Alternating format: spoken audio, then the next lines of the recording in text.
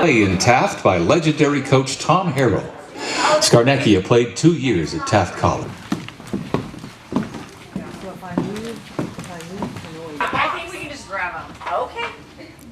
Oh, this little box Right there, by the chair. Kind of tucked. I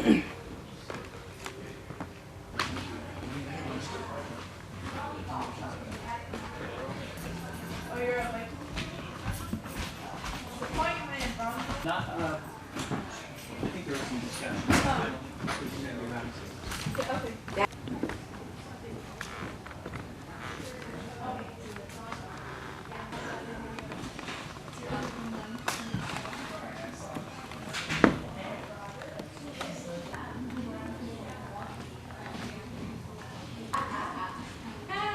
That keeps me from having to go back as often. So we're gonna kind of just let over child, right? should be Football team. 1966, right? Yes. Right, that's important.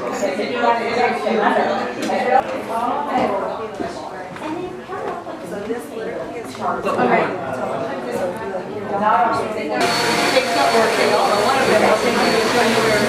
Okay, I'll totally do that. Yes, so all of them.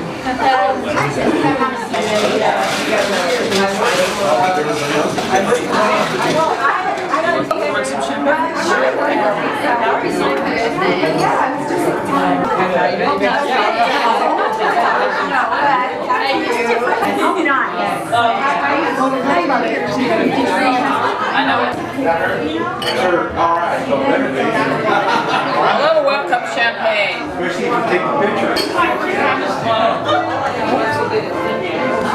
Here, great. Thank you. No, I thought the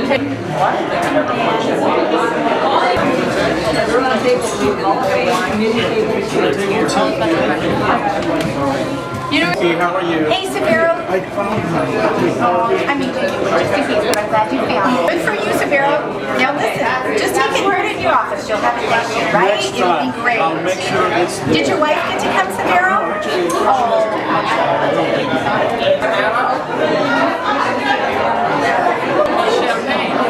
No, but I felt like I was.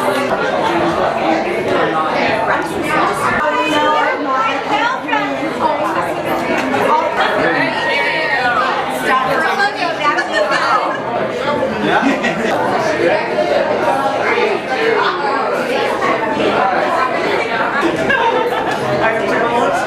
Where's the water?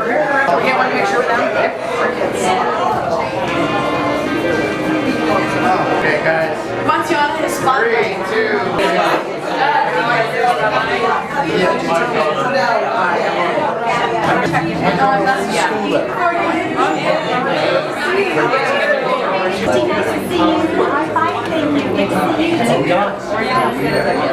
Yeah, he was coaching East Hampton. Yeah, I've seen some of that. Harrison have already seen it because we're in the room.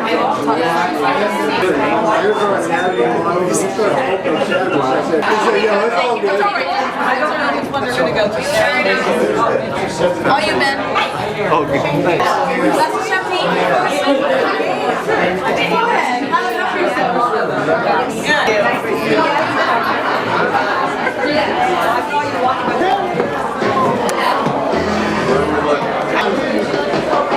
All right, ready?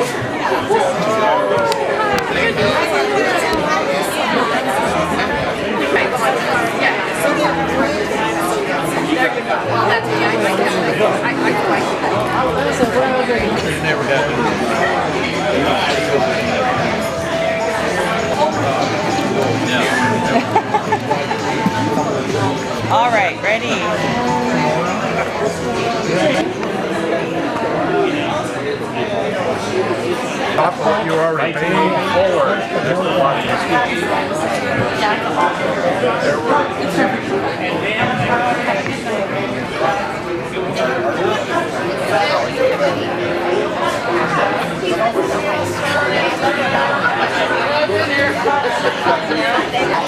Not as much as they did because newspapers told us that.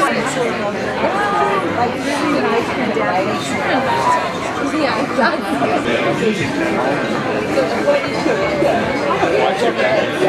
Then you go to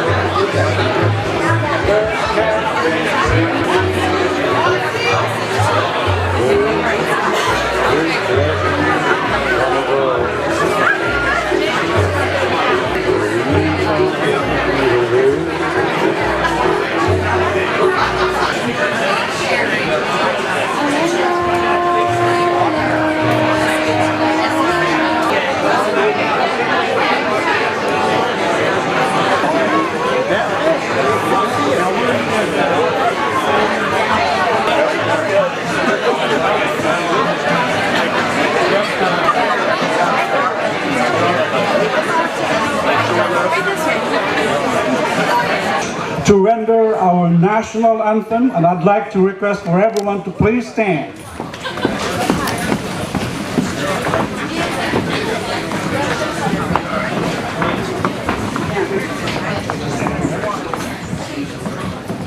Okay. Oh, say, can you see by the dawn's early light what so proudly we hailed at the twilight's last gleaming, whose broad stripes and bright stars through the perilous fight o'er the ramparts we watched were so gallantly streaming, and the rockets rocked like the most bursting in our gave proof through the night that our flag was still there. Oh, say does that star-spangled banner yet wave o'er the land of the free and the home of the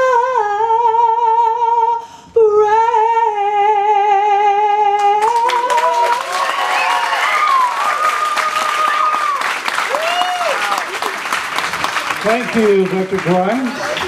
Veteran, please stand to be acknowledged. All right, there you go. And thank you so much for your service to our country. So tonight, we are excited to celebrate the accomplishments of our very distinguished inductees with us and honor the numerous and significant contributions to Taft College and our community. Our class of 2019 inductees are very well qualified, and you will be hearing more about each one of them shortly. I would like to recognize a few special guests with us this evening, to whom these events might not have without their support. So, Taft College Superintendent President Dr. Deb Daniels. Executive Vice President of Administrative Services, Mr. Brock McMurray. There you go.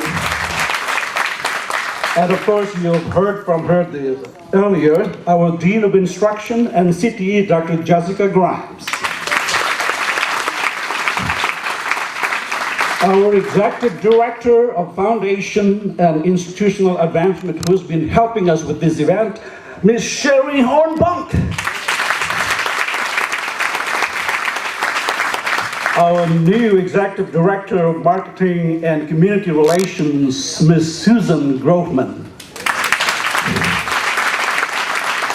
And most importantly, our governing board members, our board member president, Ms. Dawn Cole. Our Board of Trustees Secretary, Manny Campos, and by the way, Manny Campos is not able to join us tonight, but he sends his wife, Celia.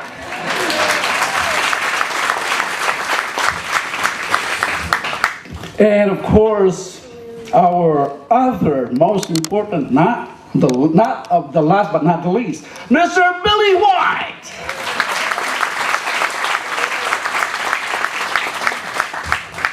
I also want to add our appreciation and recognition of the 2015, 2016, 2017, and 2018 Hall of Fame inductees tonight. Please stand.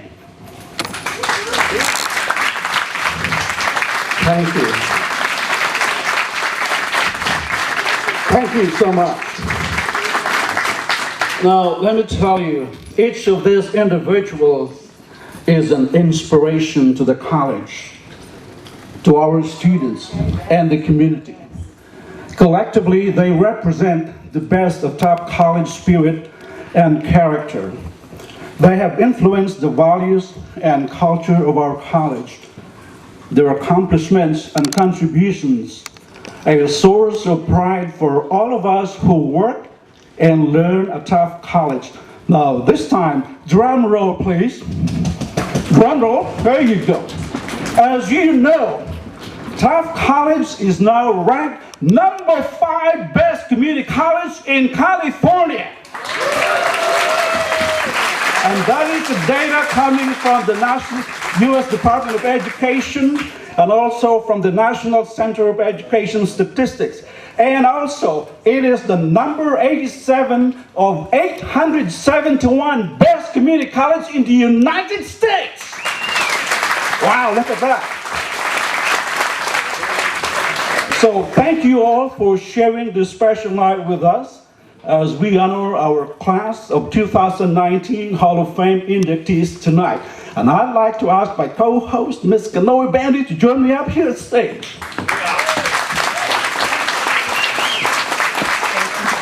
Thank you very much. Let me also welcome you to the 5th Annual Taft College Hall of Fame Banquet. I'm Kanoe Bandy, I'm the Athletic Director here at Taft College, and I will be the MC for this evening. There is such a rich history here at Taft College, and at one point we believed that it was time to begin to honor our individuals who have had a major impact on the college. In August of 2014, a committee was formed which included faculty, classified staff, management, the foundation, our superintendent president, and community members to come up with a proposal that included criteria and timelines to start a Taft College Hall of Fame.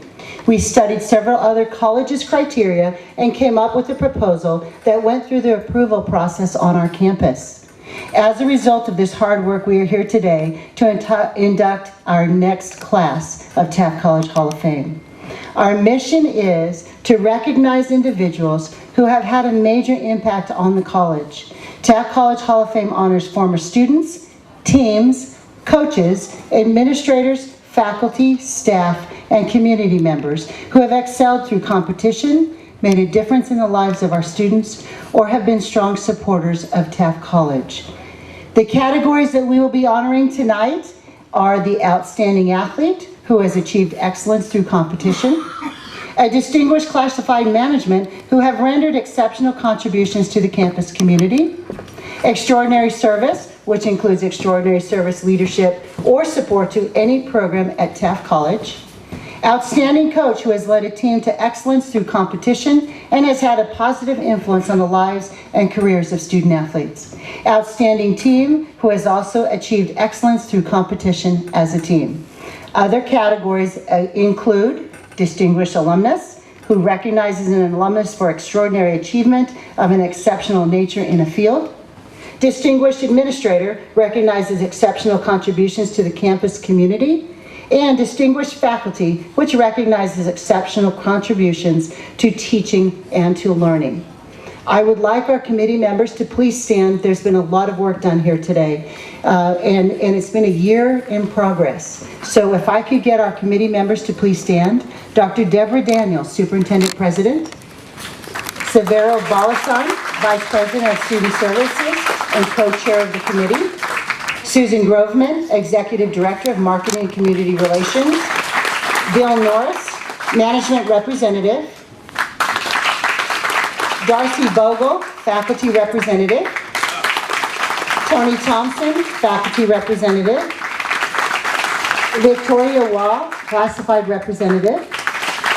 Norberto Lopez, Classified Representative, is not here, but we will recognize that he's a part of our committee. Jan Ashley, who's our foundation board member. Craig Johnson, community member. And Dennis McCall, community member. I would like to thank the committee for all of their hard work to put this together. Everything is beautiful, thank you. I would also like to recognize that we have two tables of students that are here. We have a Taft College trio in the back, and we have the EOPS students. And what we do here at Taft College is about the students. So welcome students to this event. Thank you for coming. You will find the order of events for this evening's banquet located in the middle of your program. Dinner will be served shortly and will begin the presentation of awards immediately following the dinner. I would ask that you remain in your seats. You're about to be served your dinner. Welcome.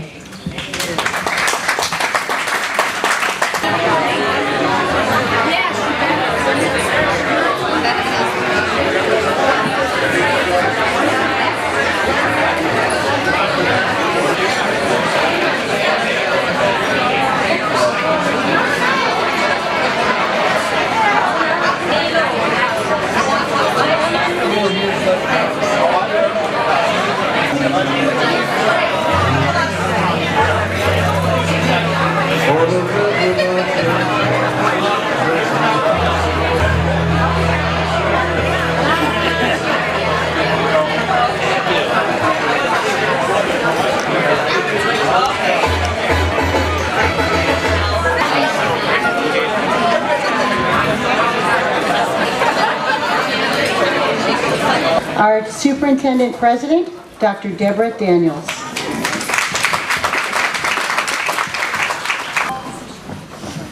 Okay. Thanks, Kenoi. Good evening, everyone. Did you enjoy dinner? Yeah, let's give OTs a big round of applause. And also let's thank our student servers. They were wonderful, weren't they? Annual Hall of Fame dinner. I'm excited to share with you the stories of the special people we honor tonight. They certainly represent the best of Taft College's spirit, character, and have helped shape what and who we are today. I've been working on a little project this year where I've been interviewing the employees of the college, and I asked them one question, actually I asked two questions. What are the greatest strengths of Taft College and what are the things we need to work on. So in the strengths part, they overwhelmingly told me it is the family atmosphere at Taft College that they like the best. That's our strength. And so the Hall of Fame is certainly a wonderful representation of that strength. We are a family, and tonight we're here to celebrate some of our family members, to come back to us and show off that they are wonderful family members to us. So thank you all for being a part of it. The people we honor tonight are part of the legacy of Taft College, and we're very proud of them and of that. So putting on an event like this is no easy task, and I would like to thank and commend the Hall of Fame committee for their hard work in this endeavor. So I hope you enjoy the stories and enjoy each other's company tonight. Thank you.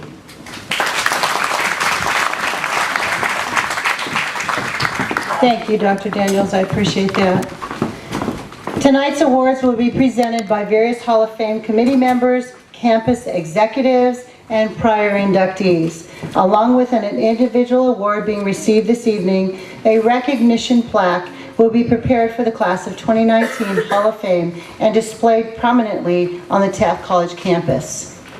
Let me remind the inductees and presenters to please take a moment after you receive your award to step to the right of the podium for a photo. Please welcome our first presenter this evening, Sherry Hornbunk, Executive Director of the Foundation and Institutional Advancement, as she presents our first award.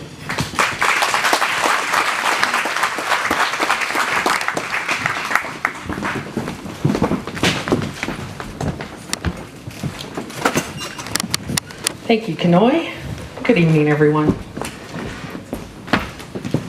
Dante Scarnaglia is an American football offensive line coach and assistant head coach for the New England Patriots from the NFL. Fans of the Patriots long ago adopted an "In Scar We Trust" motto. The culture of excellence in building great football players is legendary. And after a brief 2-year hiatus, Coach Belichick convinced Dante to come back. And now Dante is in his 5th decade of coaching football. He is considered around the league as one of the best, the very best. So please enjoy this inductee video.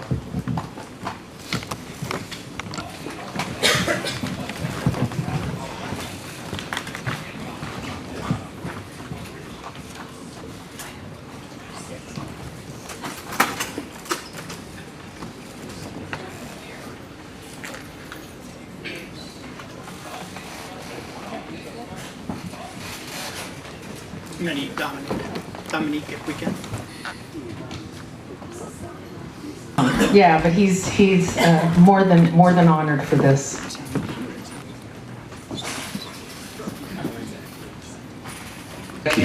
A center on Taft College's 1966 championship football team, was recruited to play in Taft by legendary coach Tom Harrell. Scarnecchia played 2 years at Taft College. After the Cougars won the 1966 Wool Bowl in New Mexico, and after the completion of the 1967 season, Scarnecchia and teammates Jim Anderson and Les Hitchcock earned scholarships to California Western University in San Diego, where they played for 2 years. Scarnecchia also coached for 3 seasons while completing his graduate work. During this time, Scarnecchia earned his master's in physical education while also serving as a sergeant in the United States Marine Corps Reserve. Scarnecchia began his coaching career with the offensive line at Cal Western in 1970. In the next 12 years, Scarnecchia would continue coaching, making stops at Iowa State, Southern Methodist University, University of the Pacific, and Northern Arizona University, before getting hired by the New England Patriots in 1982. Under his guidance, the Patriot line has flourished, finishing near the top in major statistical categories nearly every season. In 2018, Scarnecchia coached an offensive line that finished 5th in the NFL in overall offense and 4th in scoring. In 2017, his offensive line led the NFL in total yards and was 2nd in scoring.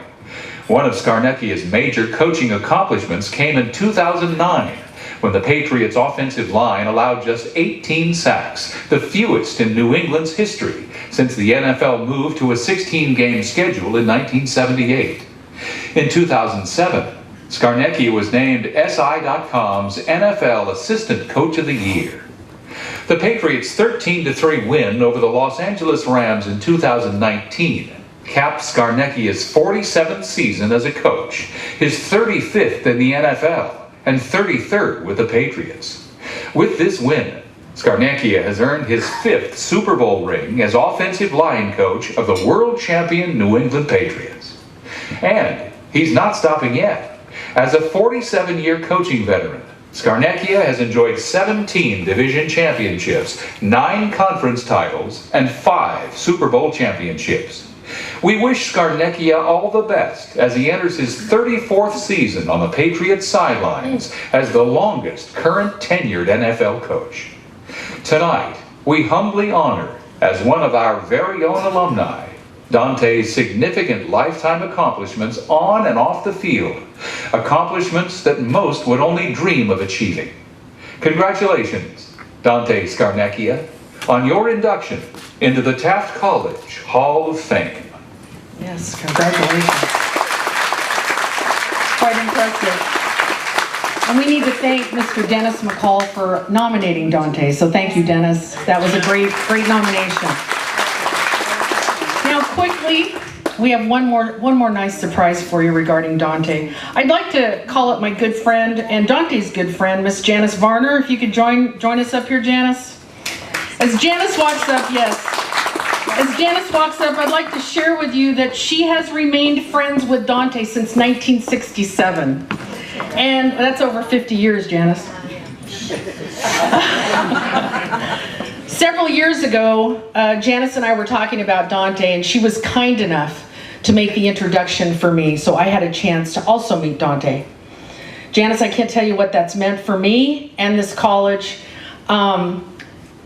You go so far above and beyond what is typically needed or asked of, and I admire that in you.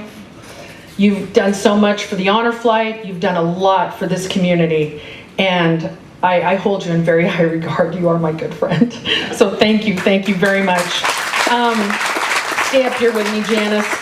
I just want to say that this video that Dante did with his NFL crew for us, he has a special message for all of you tonight because he couldn't be here. This would have not been possible without Janice Varner. She has kept us in touch with him. And again, I thank you. And I just want to say one of the most meaningful things that I have gotten from being able to communicate with Dante was his coaching philosophy. And he says things like this, and we try to share this philosophy with our students from another video that he made for us. But he says, work on the details, don't make excuses, and never put limitations on yourself. You can outwork them, he says. You may not be the biggest guy on the team, but you can outwork them. He loves saying that, and he wants everybody to know that all you need to tell yourself is, yes, you can. Yes, you can. So we have a video for you now to play, and Janice, thank you again very much.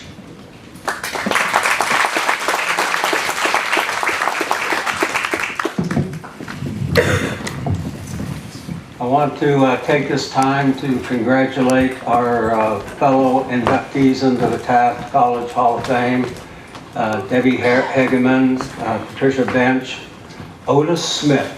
Now, I didn't even realize, I knew that Otis and I both went to Taft College, certainly not at the same time, but one thing for all Taft Cougars to understand is that Otis, myself, and Jim Anderson, who was a teammate of mine at Taft, have all coached or played in Super Bowls. Otis and I have been part of 2 Super Bowls, 96 and 2001, and he was a great player for us and a wonderful representative of the college. I also want to congratulate Tom Harrell and our team of 1966. Coach Harrell actually allowed me to come to Taft on a walk-on basis and be part of the program. And when I got there, I was amazed by the quality and the physicality of the players that were on that team. It was truly an extraordinary team. A lot of good players that went on to a lot of other colleges. I think we ended up that season 9-1 and beat Boise. And then Cisco in our the first inaugural Wool Bowl game. Boise, when they were a junior college, the last year they were a junior college, we knocked them out of the NJCAA championship game by beating them up in Boise. And then the next year they became a 4-year school, and the rest of that is history because they've gone on to do such extraordinary things up there. But Coach Harrell was really, he was a tough guy, but a fair guy in a lot of respects. And I know that when he came to Montebello High School and asked me if I would be interested in coming up there, you know, I didn't have many opportunities any other places, so I said yes, and it was a great, great 2 years. My first year I never started a game because there were a lot of really good players on that team. And the next year I was able to start on also a good football team, so I got everything I could out of Taft relative to the athletic part of it. But I think the one thing that I have to say is that the Taft College, and why Taft College means so much to me, is that it really gave me the opportunity to take education a lot more seriously than I certainly had done in high school. When I got to Taft, I was a out-of-town student. I was 120 miles from home. I was independent. I had to learn how to be grown up, do my own laundry and keep my own banking and all the rest of it. And it was a great experience, and as well as learning how to be a better student, writing term papers, studying for exams, doing all that stuff. So Taft College, in the 3 semesters I was there, taught me a lot. Gave me some incredible experiences on the athletic field, and for that I will always be grateful for that college and the people that I met there, and the way it helped build me going into my later years. So I thank Coach Harrell, I thank the college, and I thank all the teammates that we had on the 66 team. There were so many good players on there. To name one would do injustice to all the others, so I won't do that.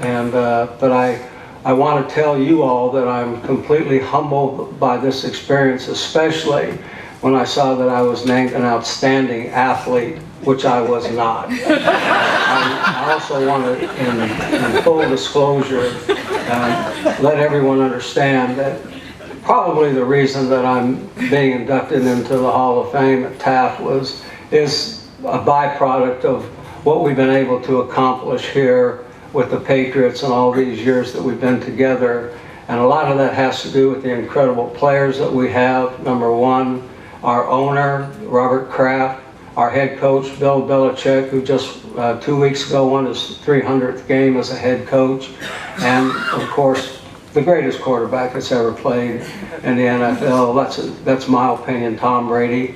We have a lot of things going for us, and as a result of all those things and all the great players that we've had here and the players that I've been able to coach, we've been around for a while. We've won a lot of really great games, and I think that's more a product of me being inducted tonight as opposed to my athletic prowess, which was, nothing to write home about. So, again, I congratulate everyone that's getting inducted tonight. I thank all our teammates for the incredible experiences we had together. And, Coach Harrell's not here anymore, but, he knows how I feel in my heart about what he did for me and allowed me to come up there. So thank you all. I hope this is a great evening for you tonight. And again, I am completely honored and flattered to have this experience and to accept this honor. Thank you very much.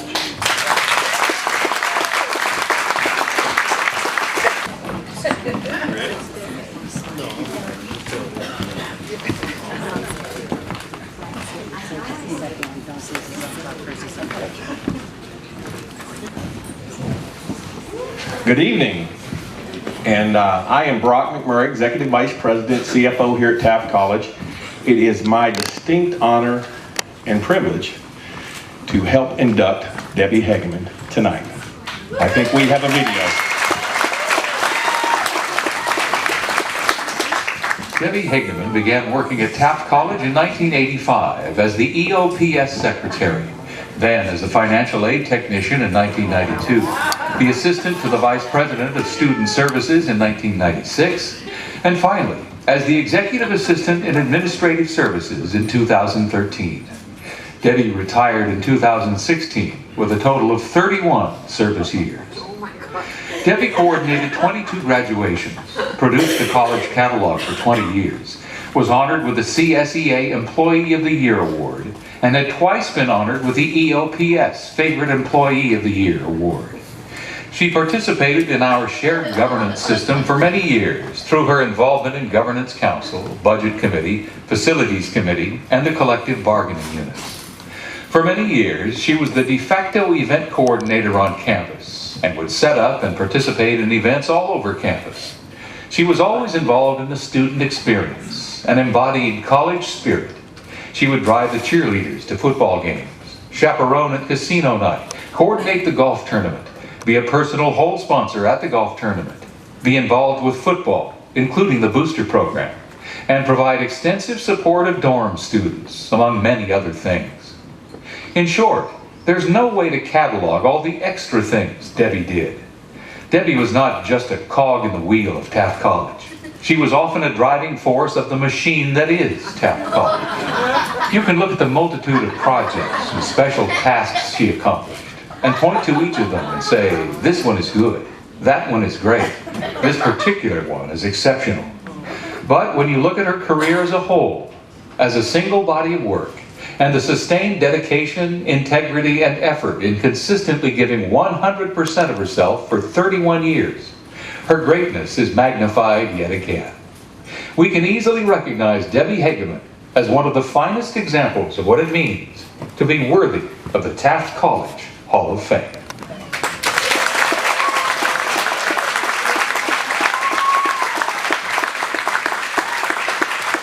Cheers, yet? What a great video. So many great memories. There goes my speech. That's what I was going to say. I would like to congratulate all of our 2019 Hall of Fame inductees and honor them for their achievements that brought them to this point. Please, another round of applause.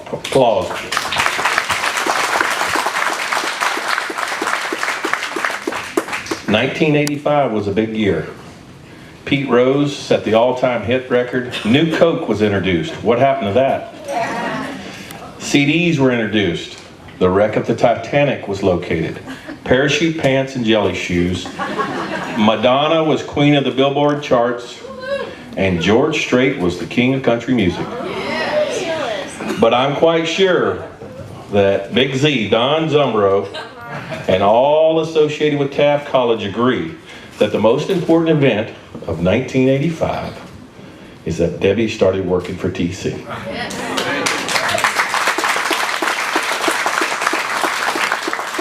Debbie, although I came along a few years later, what an honor and pleasure it was to work with you for 15 years. You are, simply put, an amazing person. With Debbie tonight is, of course, her husband, Herb, as well as her daughters, Dondi and Christy, and her granddaughter, Brianna.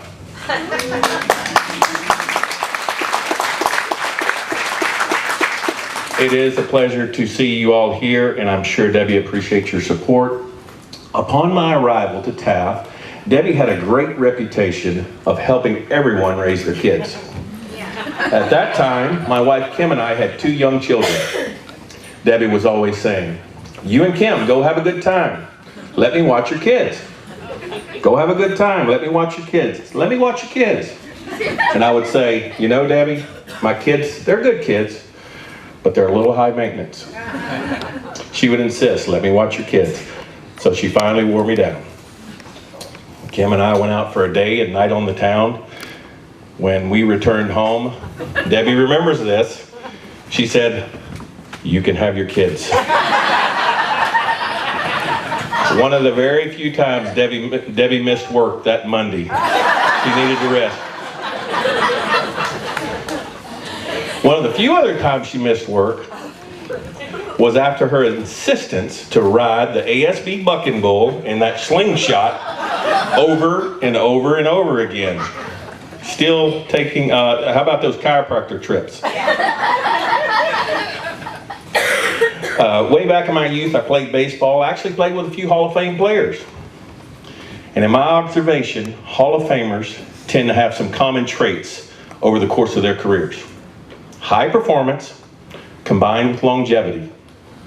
But most importantly, they are team players and consistently perform at the highest level, especially when it counts. And they are willing to do what it takes so the team wins. Debbie is one of those players. She will take one for the team. She will get the big 2-out hit. She'll lay down a bunt and beat it out. Herb, do you like those? Baseball. And then she performs at the highest level when the game's on the line. Of course, we're not talking about baseball. We're talking about Taft College and Debbie Hegeman. The job may be different, but the game is the same. She was there every day. She performed.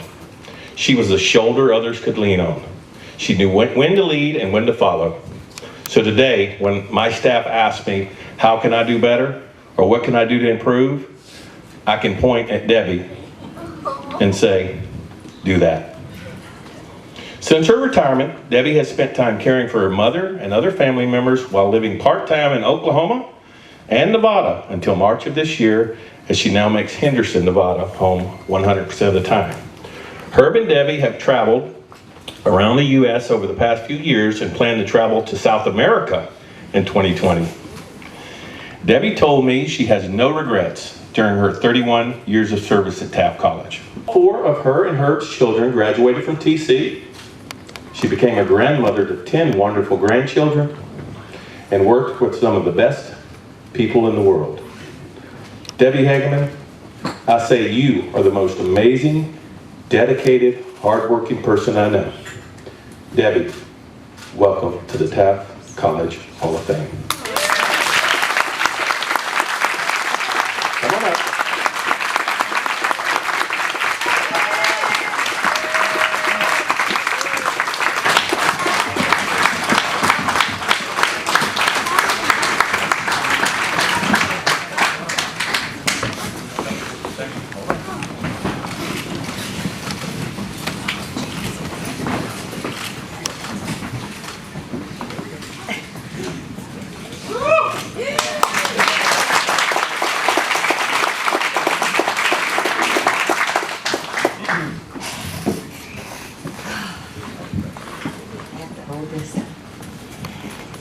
Thank you, Brock. What a great honor to be selected and inducted to the Hall of Fame.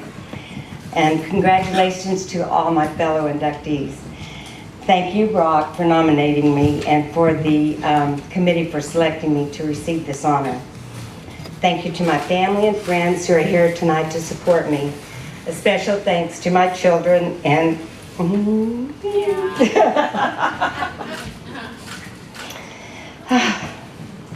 I'm not very good at this. Anyway, when I was, I wanted to make a special thanks to Herb, who I'm sure had no idea when he married me in 1990 he was going to marry the college. Because that's kind of what happened, you know. But when I was notified of this honor, I started thinking about over the 31 years, and 31 years is a lifetime. It just flew by.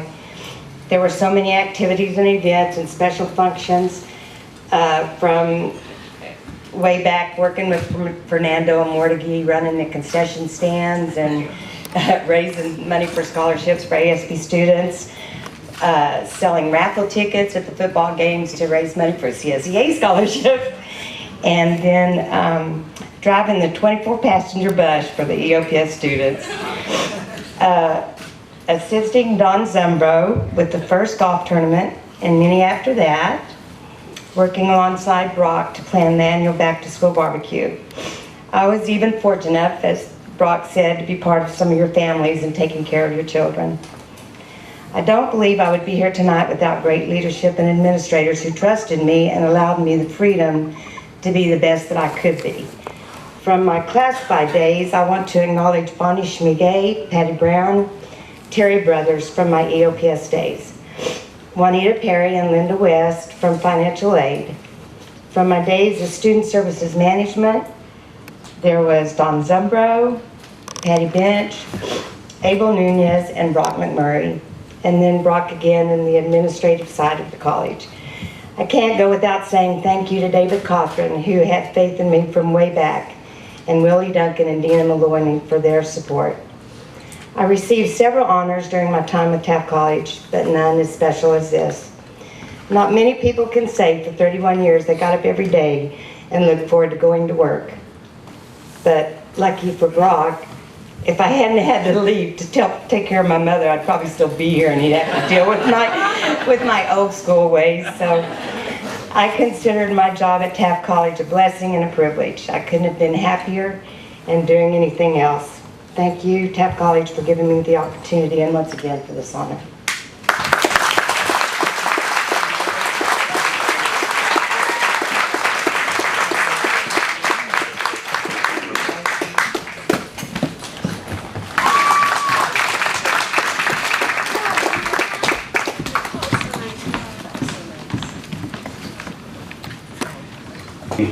We are honored to present Otis Smith as our next inductee to the Taft College Hall of Fame in the category of Outstanding Athlete. Otis is here all the way from Maryland with his beautiful wife. Just give us a wave if you would. And also with them this evening is their daughter Chloe. She's put up with us all weekend so far. It's almost over. My name is Craig Johnson. I enjoyed 34 years as a professor in the life sciences at Taft College before I retired in 2015. About half that time, I also served as the Math Science Division Chair, head cross-country coach, and assistant track coach.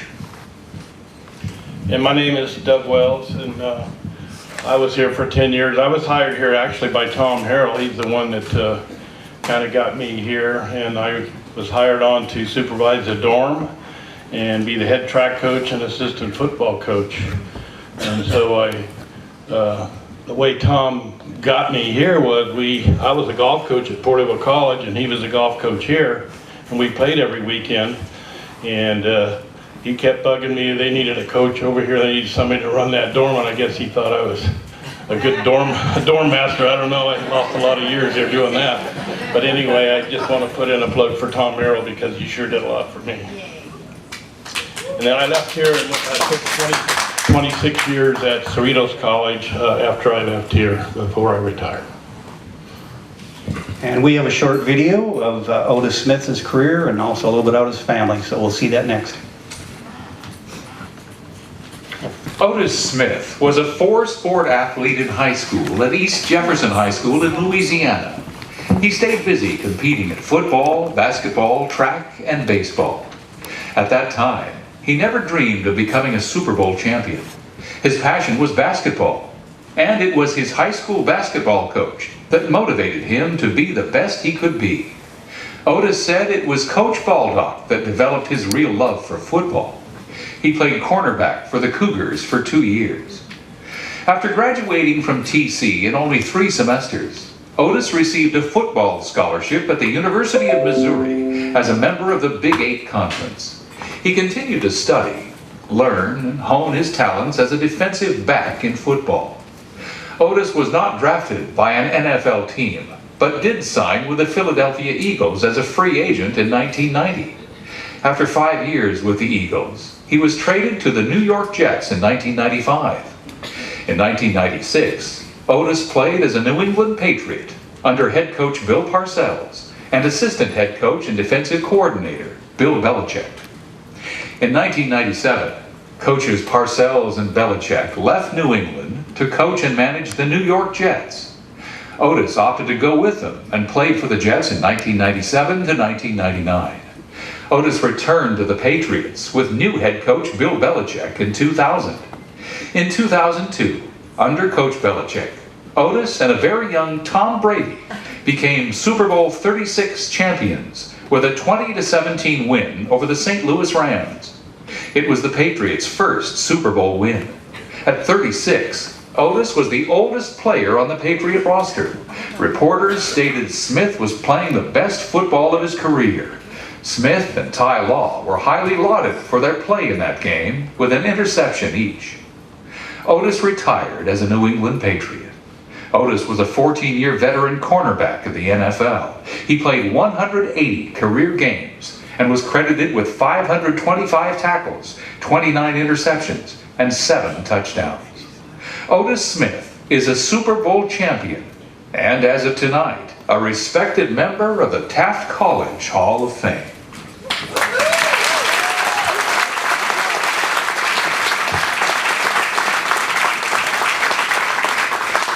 I feel like I have to put on my voiceover voice to kind of follow that, but I'll use my regular voice instead.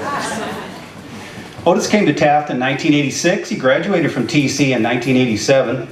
Taft was a long ways from home. He came from Louisiana. It certainly didn't look like Louisiana. But one of the reasons that he said that he stayed was that there were so many kind people around town that supported him. He felt that it was just a great place for him to be at that point in his life. He was a defensive back for the Cougar football team.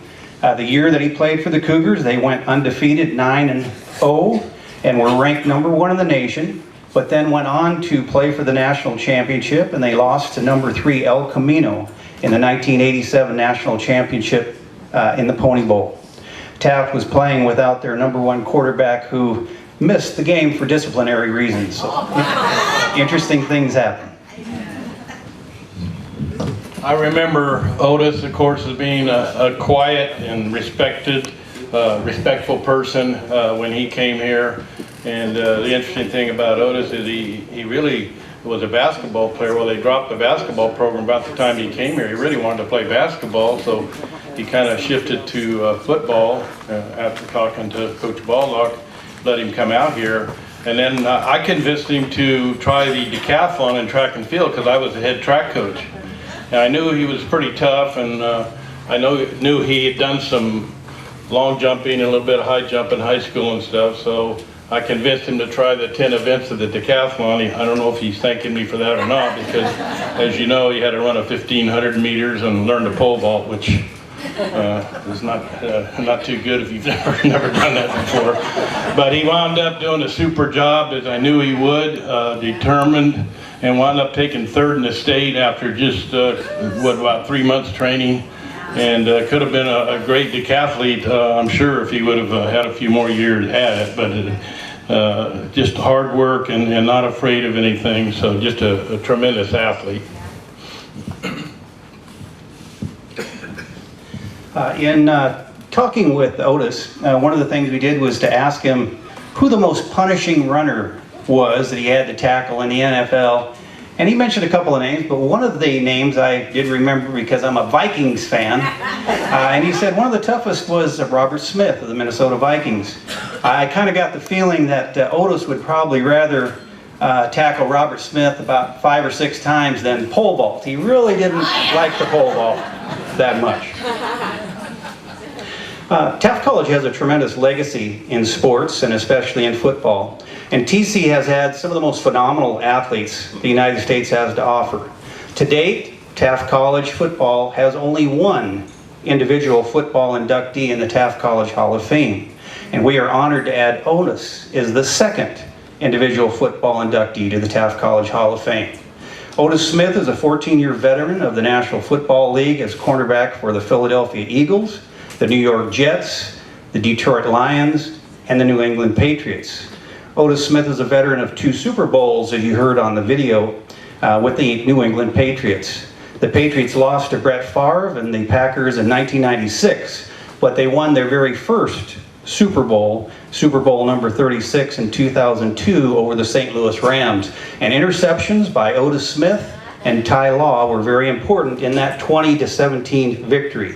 In fact, one magazine reported that Otis Smith and Ty Law should have been co-MVPs instead of Tom Brady. When Otis retired from the NFL, Bill Belichick had some pretty nice things to say about Otis, and if you know Coach Belichick from watching him on TV, he didn't talk much. And he said that Otis earned great respect from other players and coaches, and he had great leadership. The other athletes really respected the way his work ethic was tremendous, and that Otis always played the best in the big games. So we are very honored to add the Super Bowl champion Otis Smith as the latest inductee to the Taft College Hall of Fame. Come on up, Otis.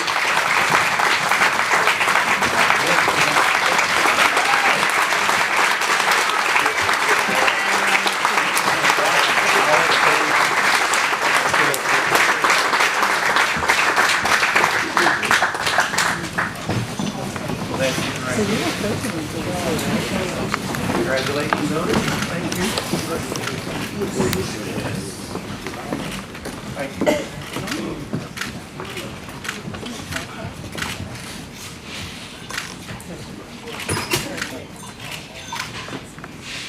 Thank you, guys. Okay. This is you.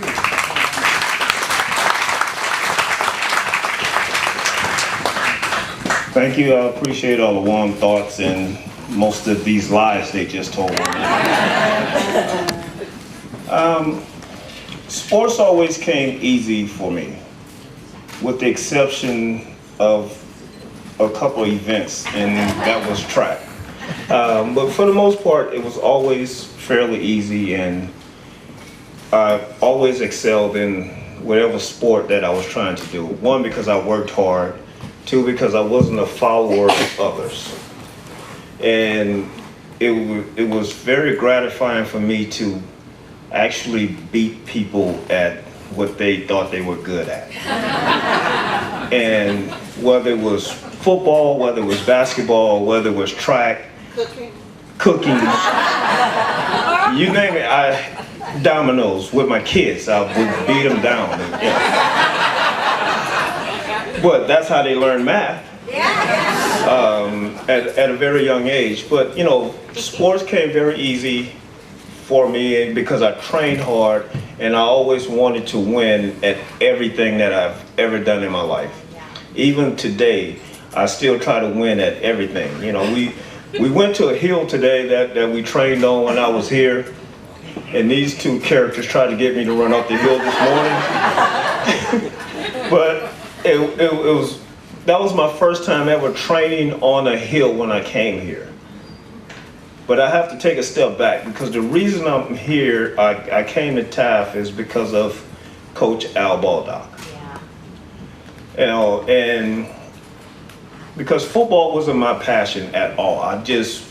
The physicalness of it all, the hitting, I didn't like it. I really did not like it. I even didn't like it when I played in the pros for a while there, but you know, basketball, like I said, basketball was my thing, and I was actually pretty good at it. And I can jump extremely high for my height. As Coach could say, he think I jumped 6'8", but I think I'm in the high jump. But you know, I always treated sports starting in the 70s when I would watch it on TV. And I told my mom, who's not with me today, I told my mom, one day you're going to see me playing on TV. And I made that a passion of mine to play on TV. And I played on TV for a long time. And I thank Al Baldock for bringing me to Taft College and showing me a different way of life than I was used to coming out of Metairie, Louisiana, right outside of New Orleans. And when I came here, these characters, man, they know what they're doing. I'm telling you, they brought me in here at midnight. I could see nothing. And the next morning when I woke up, I was like, what the hell? Where am I? And why did these people bring me here? But after talking to them a little bit, you know, they said, well, just hang out for a little while. So I got to know some people, and then I started getting to know people around the community, and that what really kept me in Taft, you know, for the 3 semesters that I was here. And I really enjoyed myself. And most of all, we won in football. Because if we would have lost those first 3 games, I was on the next thing for But you know, these guys, they taught me a lot, and I learned a lot, not just on the football field, but in the classrooms, in the educational part of being here at Taft College. And another guy that I have to talk about that, how should I say? I really didn't like you, Jeff. Because he was hard-nosed coach, and you know, and he would, you know, and he was on me, and he was telling me, look, you're a good player, but you got to work on these things. And I was like, man, what is he talking about? I'll beat everybody at everything at any time. But he made me better and better and better and better the time I was here with Jeff. And Coach, I really, really appreciate that. But I couldn't stand you at that time. Because you was mean, and he would, you know, but he had a determination about himself. And I didn't realize that he was a young coach at that time too, and trying to come up in the coaching ranks as well. But you know, I just had my selfishness about myself. And I had my arrogance about myself that I still have today. Don't get me wrong, I'm very arrogant, but I mean well, and I treat people really, really nice, and I'm very humble about a lot of things that I do and I get myself into. But like I tell my kids, always come home with the trophy. No matter what, you come home with the trophy, and then eventually you come home with what? The money. And that's the way, you know, they think. And you know, my youngest daughter's with me here today, and she has that little arrogance that I see in myself sometimes, and we just keep it moving that way. And you know, she's not shy. You know, she don't say a whole lot. This one doesn't say a whole lot compared to the other 2. But, you know, they all have that arrogance that I really love so much. I have to thank my wife, Sandy. Sandy is the pillar of what I do today. She's a headache. But I know for sure, like when I was here at Taft, Sandy has my back regardless of what happened. No matter how wrong I am or how right I am, she's always on my side. And I really appreciate that about you, Sandy. And from the bottom of my heart, I don't know where I would be without Sandy. Maybe a little more richer. But on a serious note, I don't know where I would be without her. And I love you. And she, you know, she's the best, and you know, she's been with me through the ups and downs of the NFL. Played for a long time, played in a couple Super Bowls, won one, and she was there when we was 1-15. We were 3-12, and through all the hardships of the NFL and all the things that I had to go through, changing teams, getting cut from one team, going to another team. But like myself, Sandy, and our children, we had that determination to be the best. And that's what I am.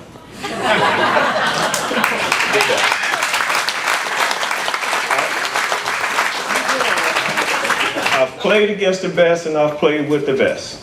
Tom Brady and of course Dante, those guys are the best that you could ever be around, not just on the football field, but off of it. And that's what I aspire to be. That's the way I teach my kids, for them to aspire to be the best and around the best. And at the same time, have a humbleness about yourself, and you treat people with respect, and you get it all back. And that's the way they are, and that's the way I am. And with these guys in the pole vaulting, and those long distance runs, and that hill that they showed me that I used to run on, it all paid off. And you know, as much as I hated the pole vault, and as much as they couldn't teach me how to pole vault, because they didn't know how. And talk about long enough. but you know, they when I'll say this and then I'll get off. How this man found me to be an athlete was in the gym. We were playing basketball. We used to play at night over at the gym, which kept us out of trouble. Yeah. And we'd be in the gym playing at night, and it's just for these young kids, you never know who's watching the things that you're doing. And he was watching, and I didn't know he was watching me play.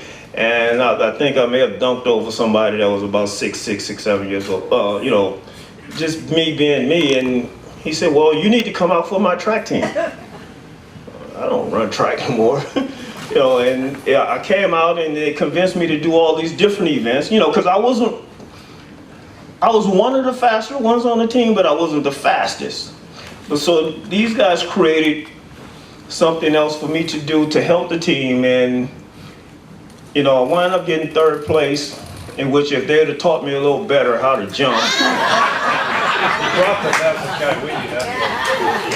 Well, yeah, he was pretty fast. His name is Harlan Davis. He also came here, and one of my other childhood friends that he was just scolding me a few minutes ago because we didn't win the championship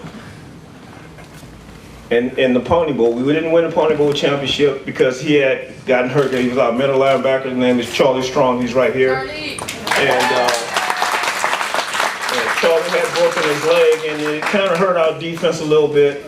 And then, like you said earlier, our quarterback had got us into a situation that kind of put us back a little bit. So I think we should need to go back and replay that game. I really do, because I need that ring. And he was just screwed. Well, you were supposed to get the ring anyway.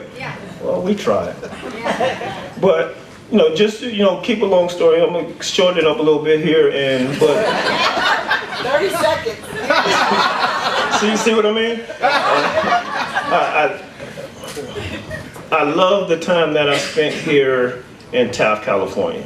The people, they treated me with respect, and they treated me very, very nice. And I'm very humbled, and I'm very honored, and it's very gratifying to know that people respect and they honor what you do. And I'm very honored and I'm very humbled, and I really appreciate it, Coach. But I love you now, Jeff. But he was hard-nosed, and he was like, "Look, you got to do it right, or don't do it at all." So, but I did it the right way. Hopefully, I did it the right way under his tutelage, and and now we're Hall of Famers, and I think we're all Hall of Famers together here.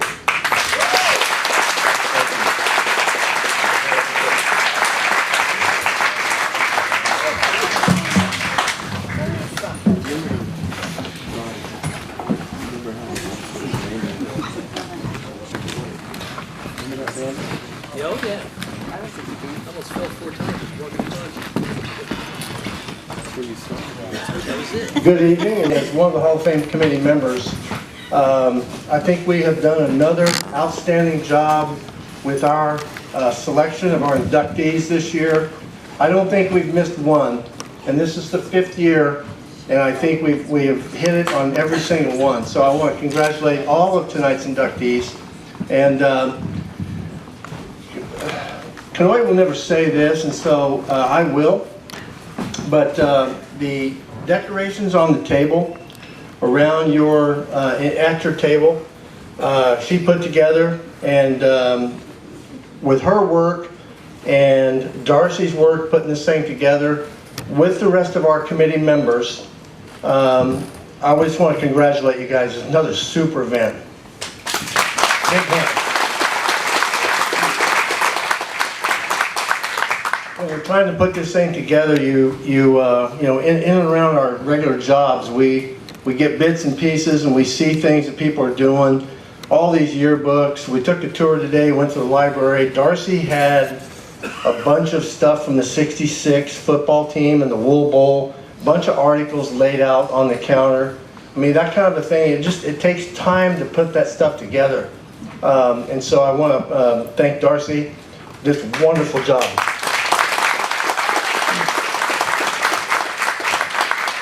And lastly, before I move on to my inductee, or my nominee, having worked in student services here for 32 years and also on the coaching side of things, both Debbie Hageman, Patty Bench were, I worked so closely with them in various ways that I can't be happier that the two of you are going in on the same night. Yeah. Okay? We have a short clip now for Patty Bench. Patty Bench, a native and longtime resident of Taft, began her connection with Taft College as a student in 1987, graduating from TC in 1990. Her 27-year working career at the college started in 1989 as an academic advisor and re-entry coordinator, working as the gain coordinator and liaison between TC and the Department of Human Resources. Patty wrote several grants for the Displaced Homemaker program, taking the part-time position of re-entry coordinator advisor to full-time. Eventually, the college closed the re-entry center and moved Patty into the counseling center as an academic advisor, probation coordinator, and eventually general counselor. In time, Patty became director of counseling before serving as dean of student services when longtime administrator Don Zumbro retired in 1997. After about 3 years, Patty was ready for a new role, so she became the coordinator and counselor for the newly developed distance learning program, creating many of the current online student services processes and procedures. During this time, she also developed the college's counseling and student service programs for the federal prison. As a faculty member, Patty taught for the psychology department from 2001 to 2017. Courses taught included college survival, math anxiety, and several psychology courses. Although she taught in the classroom some, much of her teaching was through the college's online program. In 2010, Patty was asked to serve as the interim vice president of instruction. Although this position was only supposed to be short-term, she performed these duties for 3 years before retiring in 2013. When asked which position Patty enjoyed most, she answered, all of them. Patty believes in Taft College and all it does for the community of Taft and the students they serve. She knows this because she was one of those students whose life was changed for the better. Patty continues her life of serving and helping others in her retirement years through quilting. She says giving people a handmade quilt is like wrapping your arms around them when they truly need it. For all these reasons, and many more, we proudly welcome Patty Bench into the class of 2019 Taft College Hall of Fame.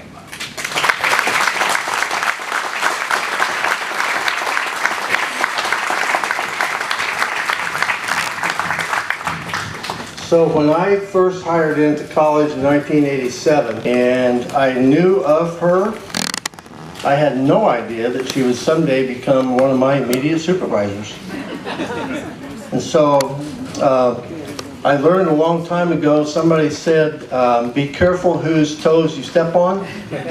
They may be connected to the rear end that you may have to, whatever. I think I learned that from Don Zumbro. Anyway, I know that during our time here together and working together, Patty got hired in 1989, and through various roles that she performed at the college, and all of a sudden she's my immediate supervisor, and I thought, all right, did I say something? Wow, you know, I mean, is there a price I'm going to pay for this, or, you know? But I pushed her buttons a few times, and she pushed mine several times. But I don't think it ever got to that point, did it, Patty, where we had to go down that other path? So we made it work. And I am normally you don't. When you're working under somebody, you don't look up and tell them you're very proud of them. Normally, you're in a supervisor role and you look down on somebody that you helped mentor and you say, I'm really proud of your progress. But I'm not ashamed to say that I'm proud of what Patty Bench accomplished from when she was hired at this college. And The other thing is that she suffered some traumatic tragedies in her life. And that can, tragedies to the point that would set a lot of other people to their knees and send them out. And somehow or another, she fought through it, she kept working at it, and she persevered. That is one reason why I'm real proud of you. So it's an honor for me to have nominated you and to bring you up as a member of the Hall of Fame.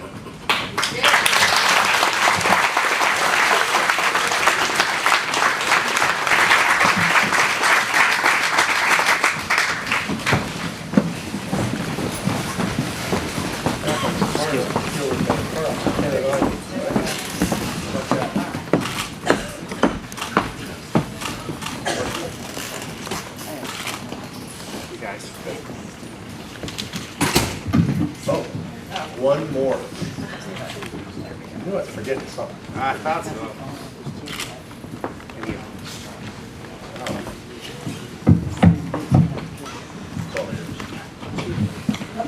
Well, thank you, Tony. You're not supposed to make us cry, so let's leave that there. Okay, you're bad. Okay, thank you for this honor. It really, truly is an honor. It's an honor to be here with all of the other inductees, especially my good friend Debbie. Debbie, we spent some good times together. We really did. I can tell you as an administrative assistant, she was wonderful. I could be in the office going through the drawers. She'd be across in her office and she'd just holler through the wall, "It's in your top left drawer." So thank you, Debbie. Yeah, I'm just so proud that we're doing this together. Okay, so I'm going to just do this a little differently. I am different.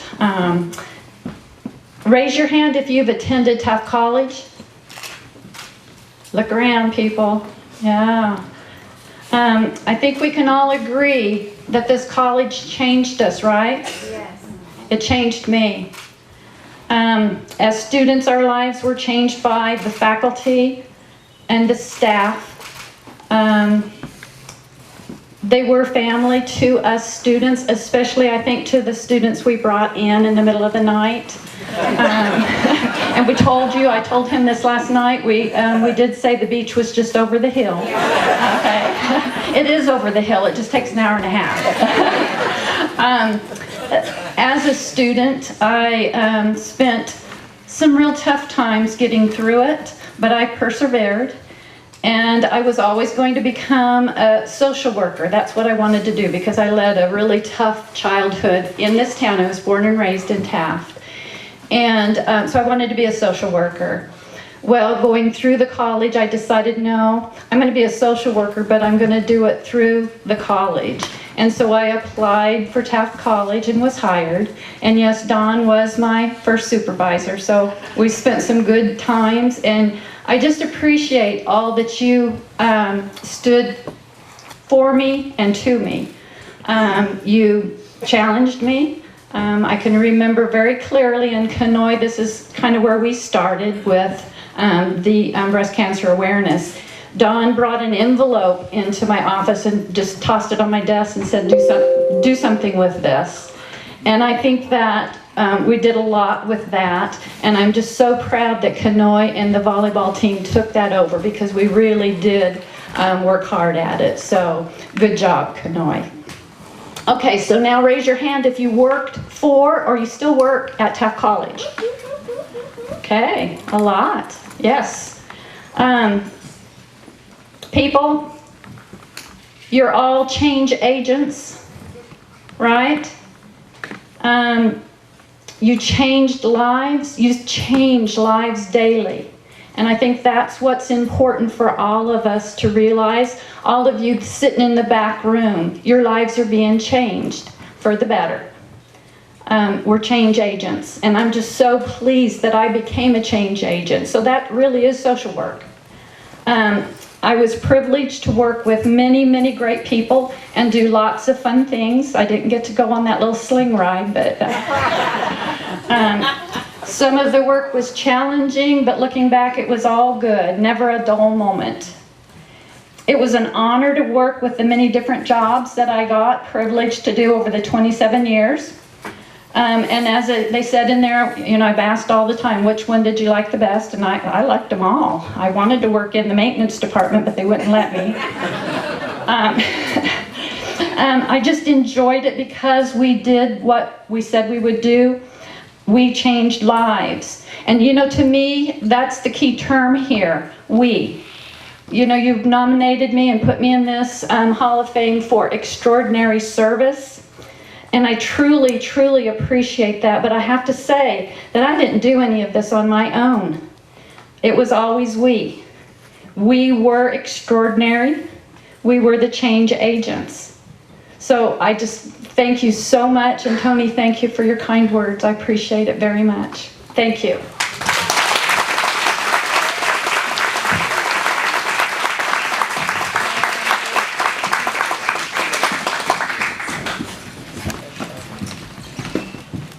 What are you doing with that, Z? Got some lunch? This is my getaway kit. Don Zumbro, I know most of you. It's great to see you here. It's been a great evening. The committee's done a great job. You know, it's just one of those great things. I am here to honor Tom Harrell as outstanding coach. And let's see the video.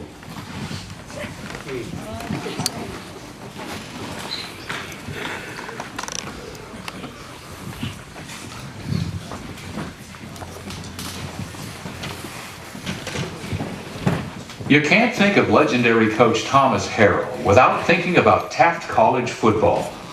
Tom had an extensive history in football even before coming to Taft. He played football and baseball in high school in Norman, Oklahoma, and football in college at the University.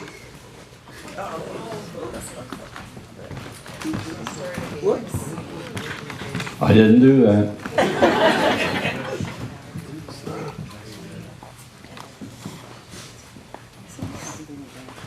You can't think of legendary coach Thomas Harrell without thinking about Taft College football.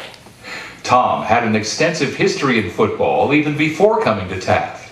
He played football and baseball in high school in Norman, Oklahoma, and football in college at the University of Texas, where he was a starting guard for the Texas Longhorns in 1945 for the legendary coach D.X. Bible. Tom received his master's degree at Western State College in Gunnison, Colorado. Tom was a United States Navy veteran, serving in World War II, which included South Pacific combat for over 2 years. He married his wife, Mary, in 1949, and they made their way to California. Tom's extensive career at Taft College was from 1954 to 1985, and during these 31 years, he served in a variety of roles. In 1963, Tom became the head football coach at Taft College. His most notable years at TC were from 1963 through 1969 and 1973 to 1975. Tom coached a total of 10 years as head coach with an overall record of 52, 35, and 3. Impressively, his 5 NJCAA teams went 48, 8, and 0, including the Wool Bowl championship played at the New Mexico Military Academy in Roswell, New Mexico in the epic 1966 season. After stepping down as the Cougars' head football coach, Tom coached alongside his best friend, legendary coach Al Baldock, as defensive coordinator and athletic director. During these years, the Cougars held the title as 15-time conference champions, won 5 Potato Bowl titles, 3 state titles, and 2 junior college grid wire national crowns.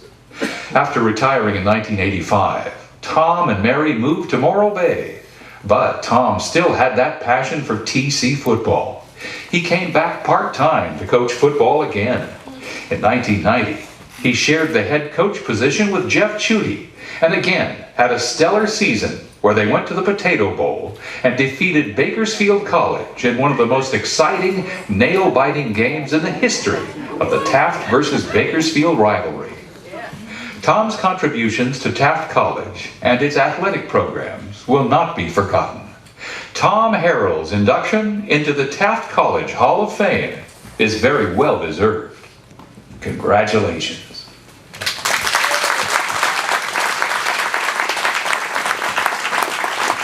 That's Jeff Lamucci, the narrator. He does a heck of a job, doesn't he?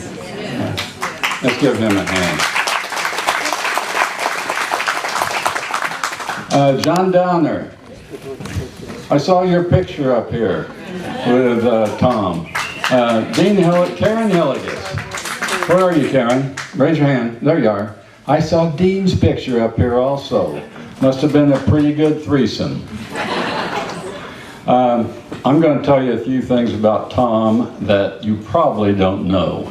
I thought I would throw this in because you got all of his history there, and we know he was a great coach and he did some great things, and Otis would have loved to have played for him, I know.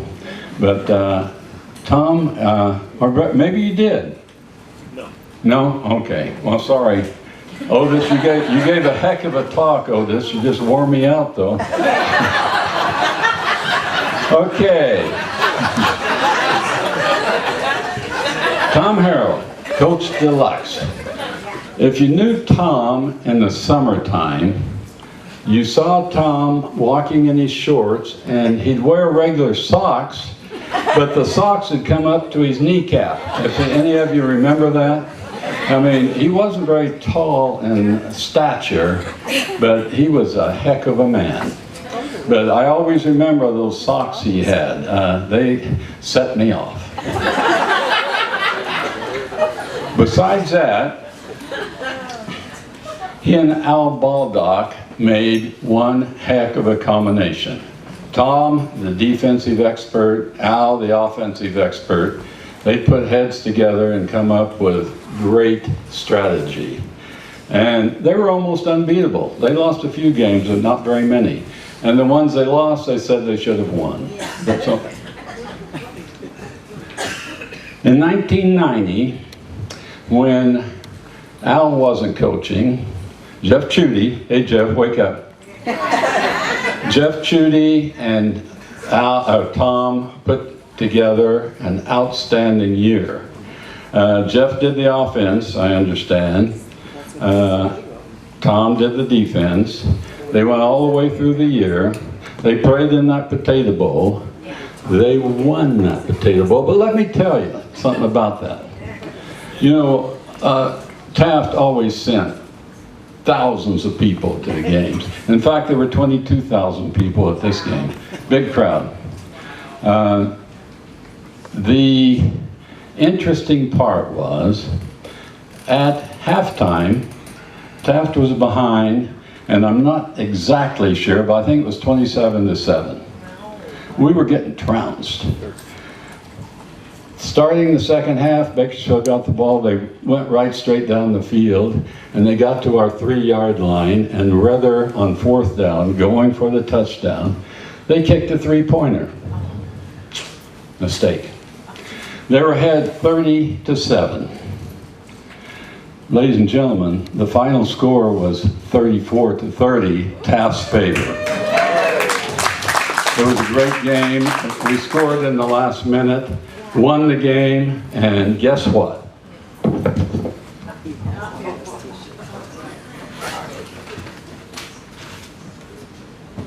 Tom Harrell gave me this football after the game. He said it was used in the game. I don't know if it was or not, but I've treasured it. And this is one of the footballs that was probably in that game. And it's running out of air now. It's had a hard life. But Don Bandy, we're running out of air too, right? Okay. Tom loved golf. If you remember, John Downer, you played golf with Tom. He had the strangest swing in the history of golf. He had the waggle. He would do that 7 times. I remember playing with him. We're on the 17th hole at Buena Vista. It's a 3-par. And it might have been John, but someone says, Tom, come on, hurry up. You're too slow. Tom looked, you know, that look he had.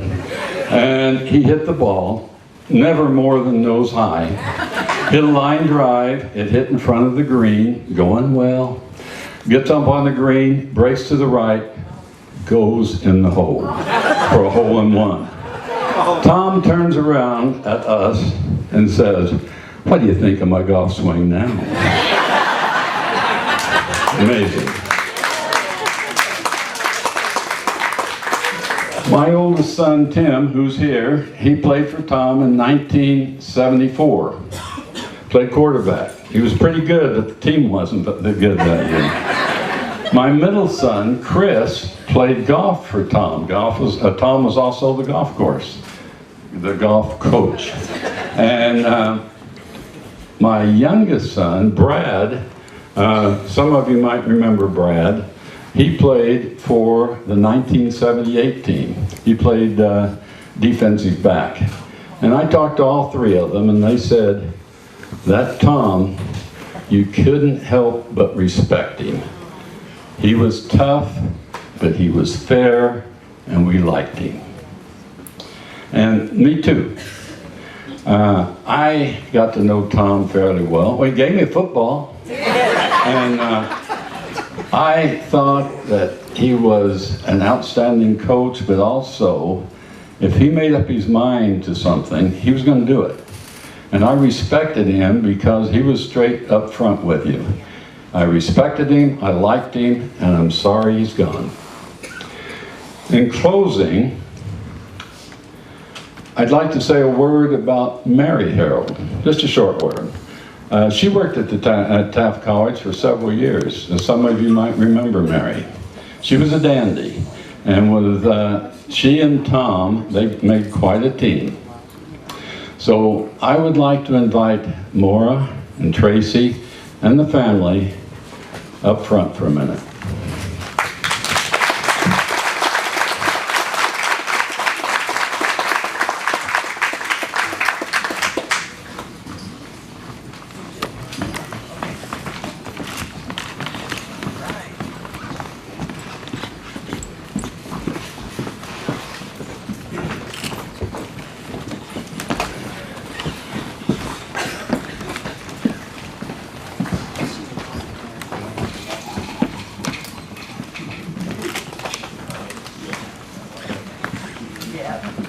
And I want to hug you.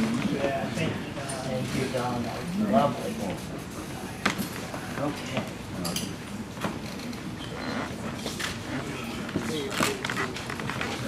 You want to? There they are.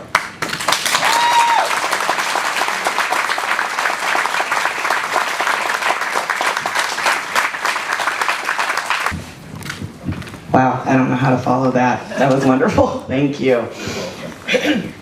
I'm Marisa. I'm Coach Harold's granddaughter, only grandchild. And first, I just want to congratulate all the other inductees tonight.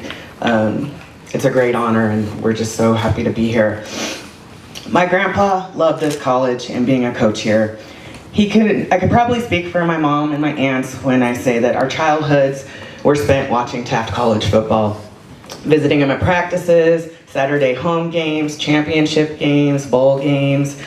And many of you might not know this, but he was approached several times by large universities and even some NFL teams, and he kindly said no because he loved it here. And he was happy here. Being a coach for the Cougars wasn't what he did, it's who he was. No one referred to him as Tom Harrell, he was Coach Harrell, and to this day he is Coach Harrell. And he was a tough coach, as some of the players here tonight can attest to, but he had such a big heart. He would often recruit good players from low-income families so they could get a chance to go to college, because that's how he got to go to college. He knew for most of them, football wouldn't last forever, but an education would. He was so proud of everything he accomplished here, but I think he was most proud of the lives he changed. And this weekend we heard a lot of stories about those lives, and they touched us right in our hearts. His wife, Mary, my beautiful grandmother, also had a big heart. If a player couldn't go home for the holidays, she'd invite them over to our family's house because in her eyes, they were family. My grandmother was also the Cougars' biggest cheerleader. She could be found at all home games, most away games, yelling, "Defense, defense," right in front of the press box, and it's another one of my favorite memories. If Grandpa were here tonight, he'd be slightly embarrassed by all of this attention because he was such a humble man. We lost Grandpa 8 years ago, and we miss him every day. That's why we are so honored to have him be part of the Taft College Hall of Fame.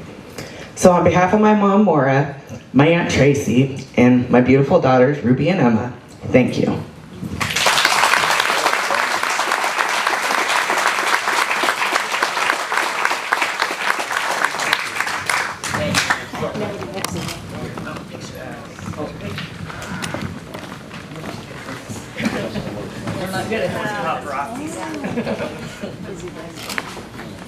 One more.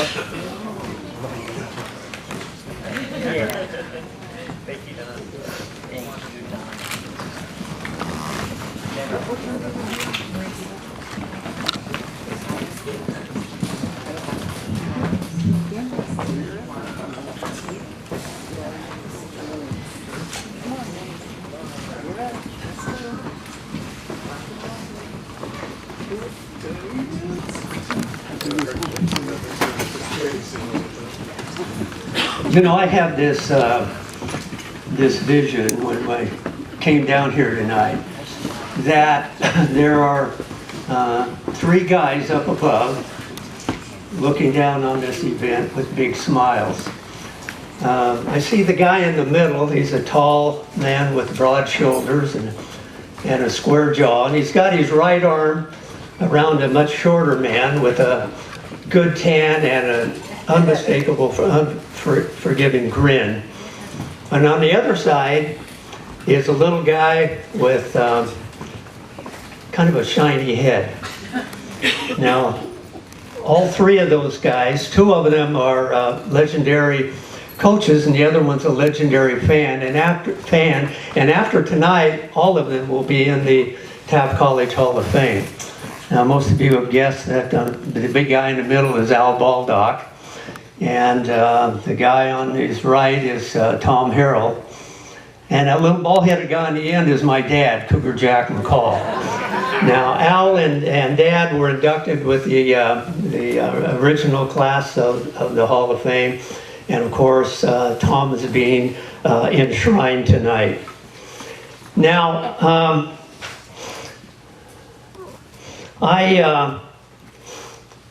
I've been a journalist for 60 years now, and I got my start in 1959 when I joined the staff of the Taft High Gusher, expressed an interest in covering sports, so they assigned me to do a football season preview. And when I wrote that story, I knew what I wanted to do the rest of my life. And Tom Harrell played a role in getting me started as a journalist. I was assigned to cover the high school football teams, and my teacher, Claire Gurwell, told me, said, I called the coach of the B team, the B class team, and made arrangements for you to travel with that team on out-of-town games, and that way you can cover the B game and the varsity game. Well, the coach of that B team was Tom Harrell. And he took that team to a league championship at a time when Taft High played in a league with the big schools, Bakersfield High and South and North and all the big schools, and he won a championship. So Tom was my first contact with a coach, and it really set a good tone. He was very approachable. He made sure that I had everything I needed with statistics and things. So I got my start in 1959 on the Taft High Gusher staff.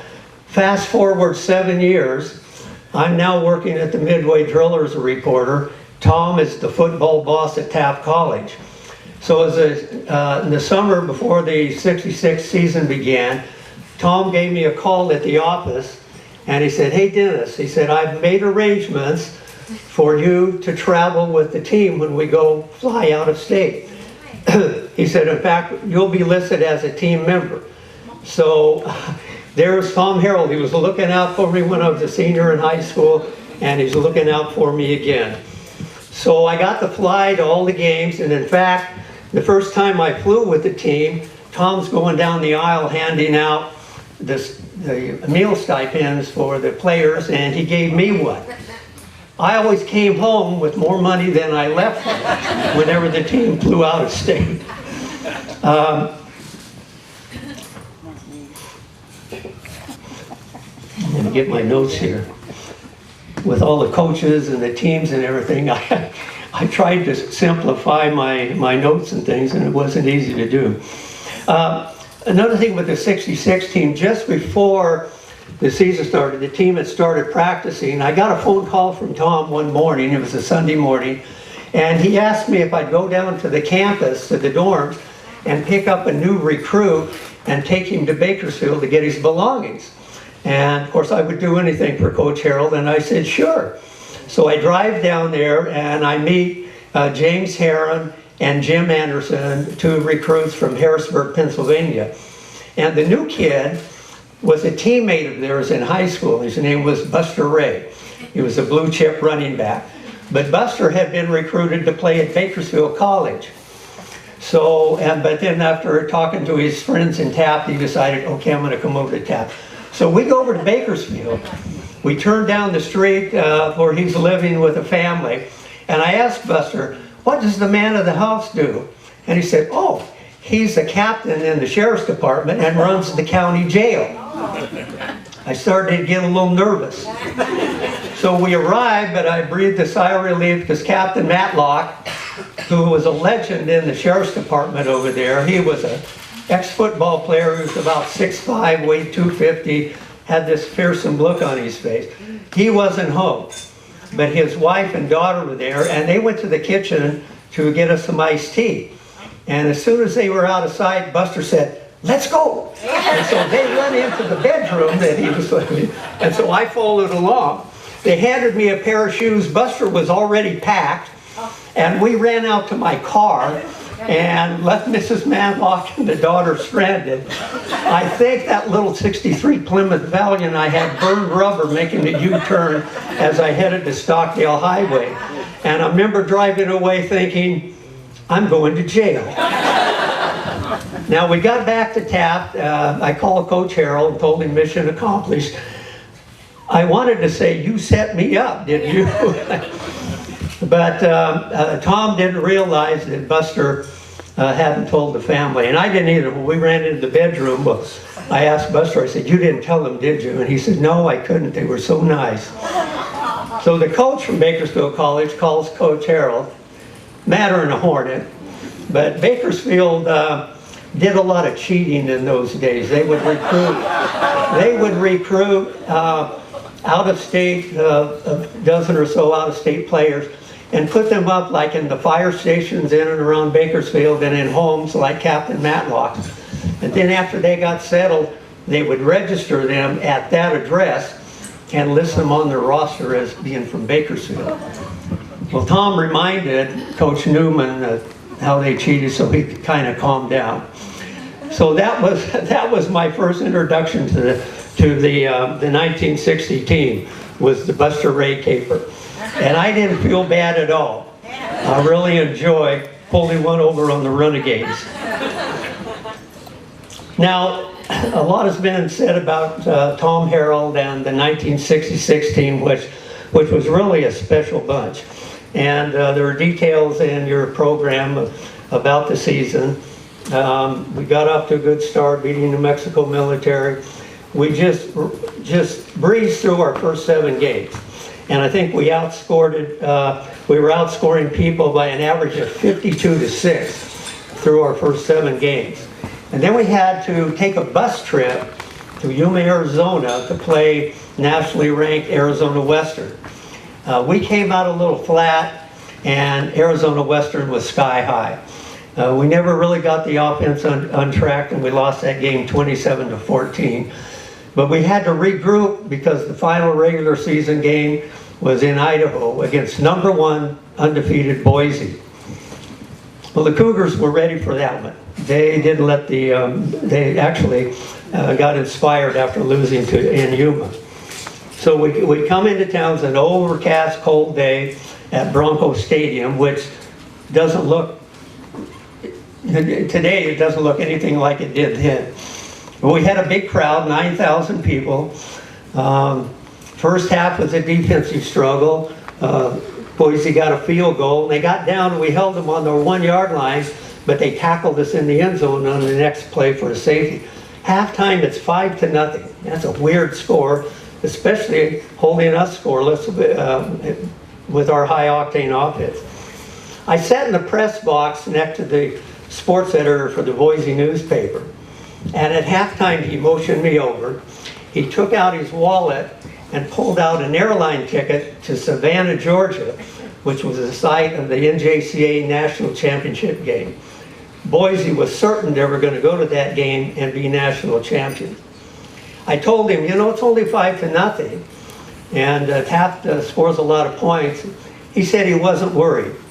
He should have been.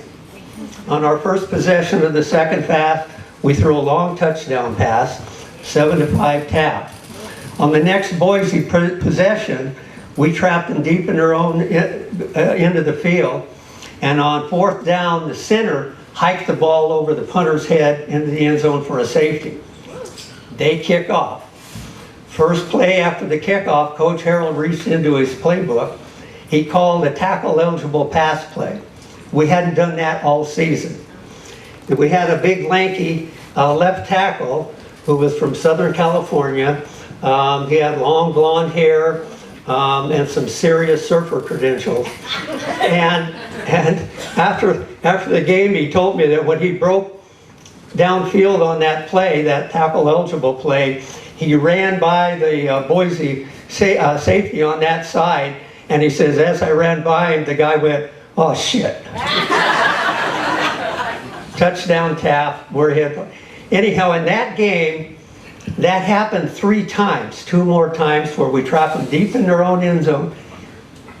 They punt, the center hikes the ball over the punter's head. That kid was an All-American center his freshman year. So afterward, I asked Terry Hopkins, who was our defensive captain, I said, what was going on with Boise and the safeties? He said, well, we decided to mark that center. So he said the first time he snapped the ball on a punt, we had somebody designated to clobber him. And the second time, same thing.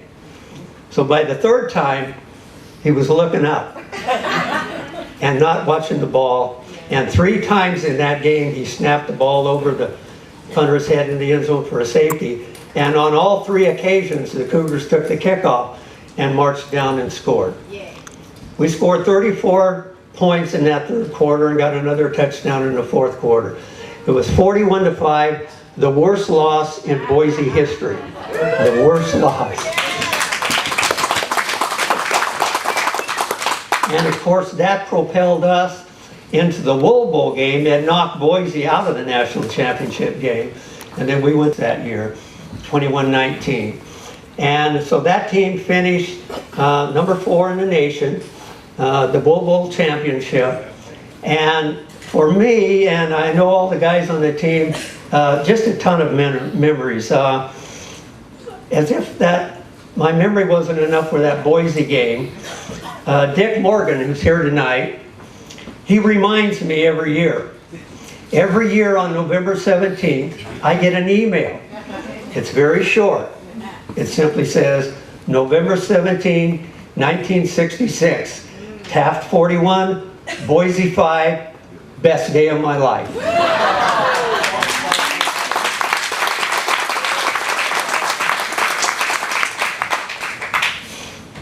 That team also produced 6 junior college All-Americans. Now think about that. One team had 6 All-Americans. Most teams would be happy to have 1, but that team produced 6 All-Americans. Now I've watched Taft College football and covered football here for, well, I'm going into my 6th decade in journalism. but I have covered and watched a lot of Taft College football games. But the 1966 team is #1 on my list. It's head and shoulders above all of the others, including all those magnificent teams in the Al Baldock era. But that team was special not only for their achievements, but for the guys that were on that team. And there were some real characters on that team. I was always amazed how Coach Baldock could take a group of about 35 players from California to New York and in between and mold them into such a fine team. I remember the boys from Brooklyn. They came, 3 of them came out in '65, and Tom asked me to go down and interview them because they were trying to figure out how they were going to get out to Taft, and they were trying to scrape up some money. But one of the guys in that trio was Gene Cattaneo. Now all those kids were 18 years old. Gene looked like he was about 30. So he could go down to the racetrack and play the ponies without getting asked for his ID. Well, he hit a big payday at the racetrack, so he went down to his uncle's used car lot, bought a red 1963 Cadillac convertible, and he and John Catino and Steve Perisman hopped in that car and drove to Taft, and their trip out here was kind of a Thelma and Louise episode, but with a better ending. And so we had kids from Brooklyn and from Las Vegas and Idaho, and they just gelled together and produced what I think is the best Taft College football team ever. So let's get ready to hand out the hardware. First, we would like to introduce the coaches. So the guys on their sidelines, Kanoy, you're going to help me with that. The guys on the sidelines. Oh, that's right, we have a video. This is new this year. We've never had video, so I'm still not used to it. Okay, play the video. The 1966 Cougar team was unquestionably the finest of Taft College's 6 seasons as members of the National Junior College Athletic Association. Head coach Tom Harrell persuaded the Board of Trustees to join the NJCAA a year earlier because the California Community College Commission on Athletics, COA, would not permit TC to recruit out-of-district athletes. The COA even rejected a TC proposal that would permit the school to recruit enough out-of-district players to field a squad of 33 players. The NJCAA, which governs community college athletics in all states except California, had no recruiting rules, treating community and junior colleges more like colleges than high schools. The COA retaliated by approving a rule that prohibited any California school from playing any college, Taft, that was playing outside the framework of state rules. That meant no California community college could play Taft without being sanctioned. For the next 6 years, TC had to play out-of-state community colleges and 4-year schools. Tom Harrell coached 5 NJCAA teams that compiled a record of 40 wins, 8 losses, and no ties. The 1966 team stood out the most. The Cougars finished 9-1, including a 21-19 victory over Cisco, Texas in the Wool Bowl, played at the New Mexico Military Academy in Roswell, New Mexico. The lone bump in the road was a 27-14 loss to Arizona Western College in Yuma. The Cougars rebounded the following week to defeat #1 nationally ranked Boise JC 41-5 in what was unquestionably the most stunning win of that memorable season. Boise led 5-0 at halftime on a field goal and safety. The Cougars roared back to score 41 unanswered points, 34 of them in the third quarter, a school record. It was Boise's worst defeat in school history. The 1966 Cougars outscored opponents 440-88, twice, scoring 74 points in a game, Azusa Pacific University and Ricks Idaho College. The team placed 6 players on All-America lists by the NJCAA and the JC Gridwire. Tackle Willie Crittenden, first team on both lists. Halfback John Tutino, second team NJCAA, honorable mention Gridwire. And quarterback Paul Waite, guard Dan Goodwin, safety Ed Brandy, and linebacker Art Thomas, honorable mention Gridwire. We are TC. To the 1966 football team, players and coaches, you are winners. We still respect your exceptional talents, abilities, and accomplishments. Welcome to the Taft College Hall of Fame.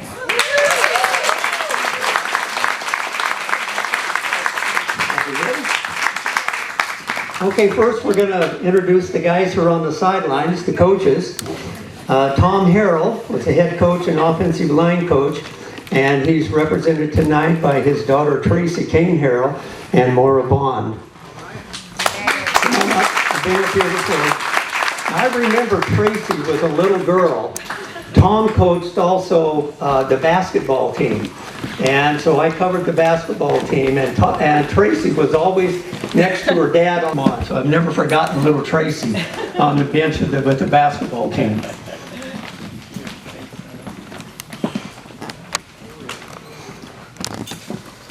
Dean Hilligus was the backfield coach, and he's represented by his wife Karen and daughter Kayla.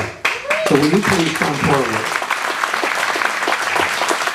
Now Dean coached the quarterbacks on that team, and I like to refer to his quarterbacks as a two-headed monster. We had Dan Benias, who was the running quarterback, and Paul Waite, who was the throwing quarterback.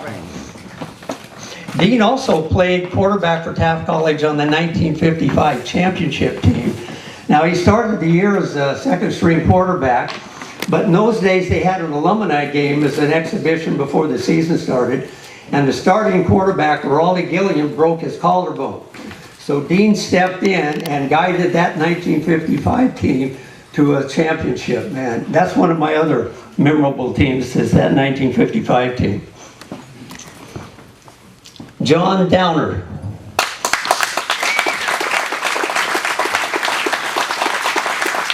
Now, John coached the receivers, but he did double duty. He also was the scout for many, many years. So often on game night, John wasn't on the sidelines. He was off scouting our next opponent. And John was highly regarded. He was regarded as one of the finest scouts ever in California.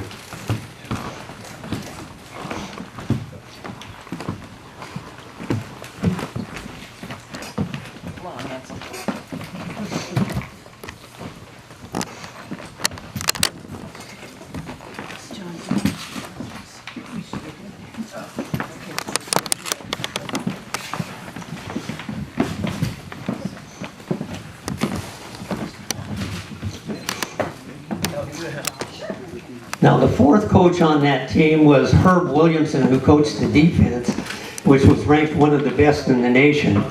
We were unable to locate, we know that Herb Williamson is deceased, but we were unable to get a hold of any of his family members to come here and represent him tonight. But I remember Herb, he had a great knowledge of the game, and he had an incredible ability to connect with his players. And like I said, that defense was one of the best in the nation.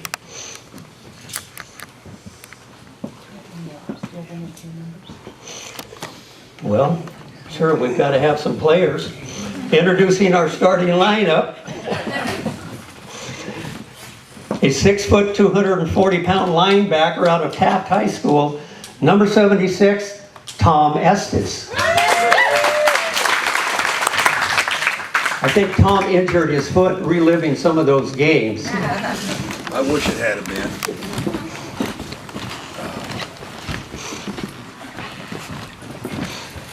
Take your time. What's that? Okay, he said he just got a cast off last week. Okay. Okay. Next is a 5'11", 205-pound guard from Las Vegas, Nevada, number 66, Dick Morgan.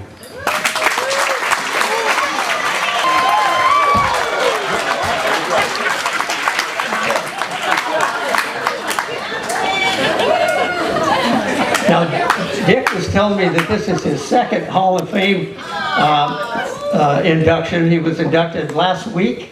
No, it was 1982. Oh, 82. University of Nevada, Las Vegas Rebels.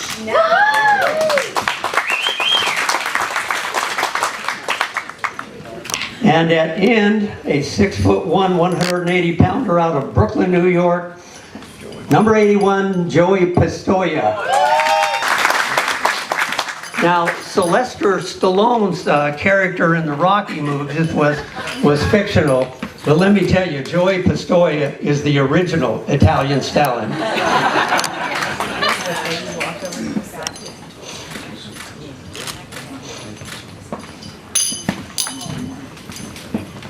And a center on that team, 5'10", 205 pounds, out of Montebello. You met him earlier tonight. Number 51, Dante Scarnecchi.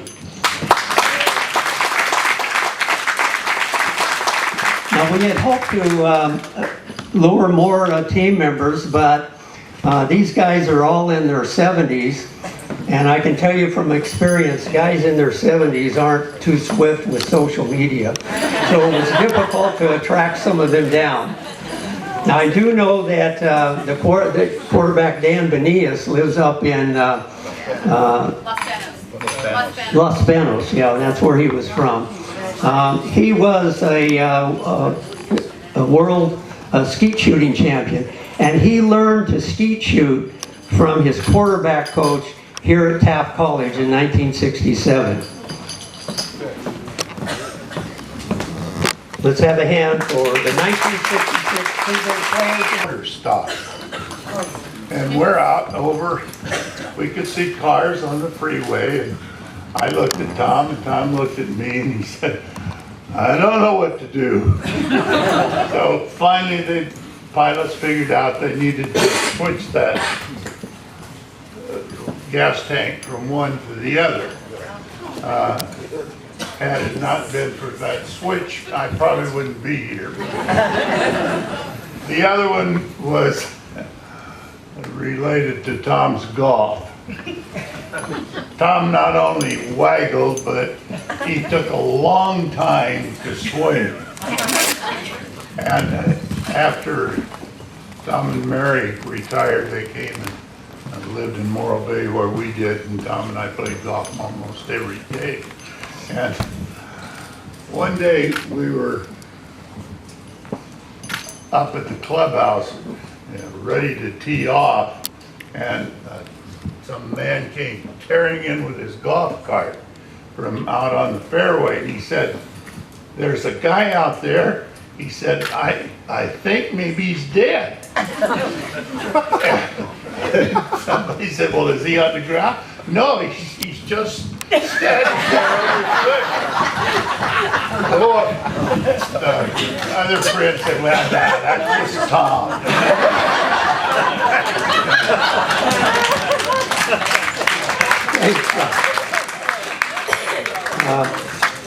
On my list of people to introduce, I overlooked one, and that is a cheerleader from that team, Chris Perrine Goodell. So Chris, are you here? With those Cougars is the cheerleaders got to go along, and in the Wobo, at the Wobo game, our pep band flew to the Wobo game.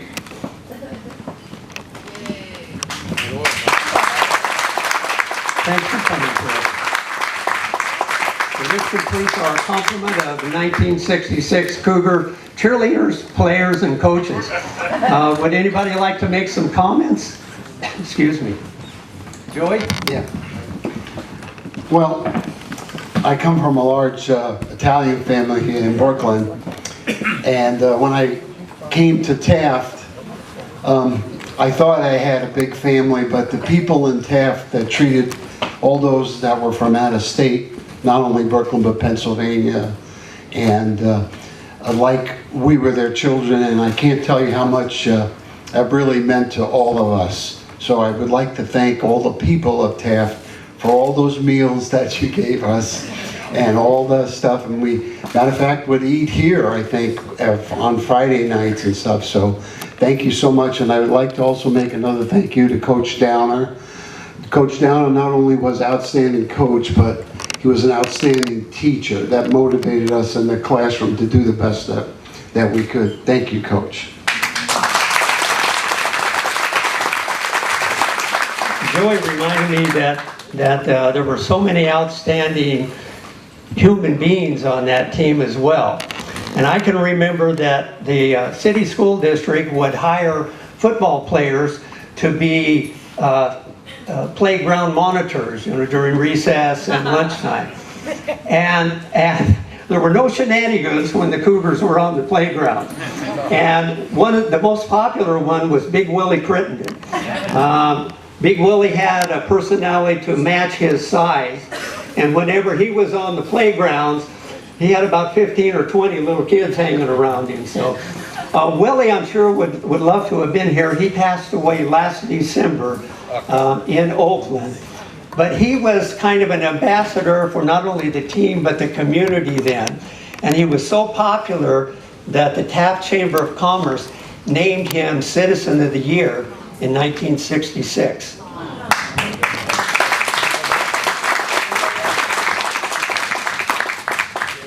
Thank you, Dennis. Talking about community pride, the one thing that really stands out for me is after the win at Boise, which again was an incredible game I guess to watch, but to play also. Coming back, we landed at night. We're driving back in the bus. We get outside of town. Dennis will probably remember what road or whatever. Well, it was Taft Highway and Midway Road. Okay. Yeah. When we were driving up, we figured we were going to come back and just go to bed or something. We looked out and there were car lights as far as you could possibly see, waiting for us. So the bus came in, the cars got behind us, honking their horns. We came out and went down, I guess, Center Street as slow as you possibly could in that bus with all those cars honking and people on the side waving to us. The bus came and went to what was the dining commons at that time, and we had a gigantic pizza party with everybody. I mean, it's a memory you just can't forget, and I really appreciate it. In '65, Hitchcock and I were playing football at Taft High School. Tom Harrell came over a week or so after the last game and told us, "I want you guys to come to spring training next year." Well, Hitchcock and I showed up and we played on the 66 team. And I was one of those linebackers assigned to hit that guy at Boise. Every time he looked up, we hit him. No matter what he did, we hit him. Even if he'd laid down, we'd hit him. And one play especially stood out to me. Terry Hopkins, John Dorsey, and myself, we had a halfback in the backfield. And he had the ball. And Terry says, "Back up." We all backed up 5 yards, one to 5, one to 10, one to 15, and we invited him to come out. And he just put the ball down. And I have a bull named Willie.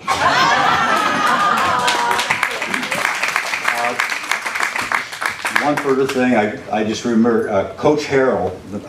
He was my line coach, and I can still remember to this day. He told me, he says when you're out there blocking, when the play starts, he says a football play may last 6, maybe 7 seconds. He says you go 100%. If you can't go 100% for 6 seconds, somebody else will. So talk about being inspired. Inspired me tremendously. So.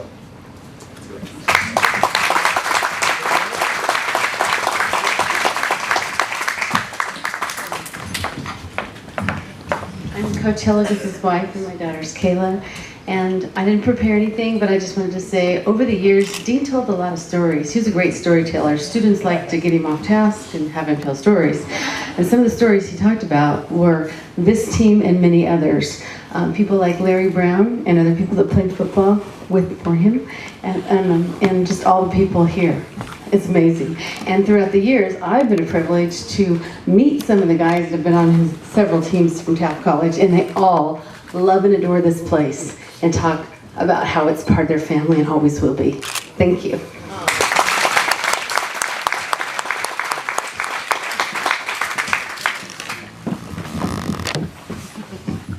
Just about Grandpa's golfing, since everyone's bringing it up.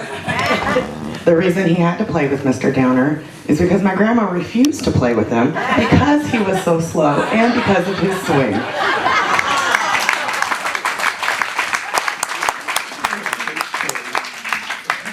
Well, thank you all, and let's have one more round of applause for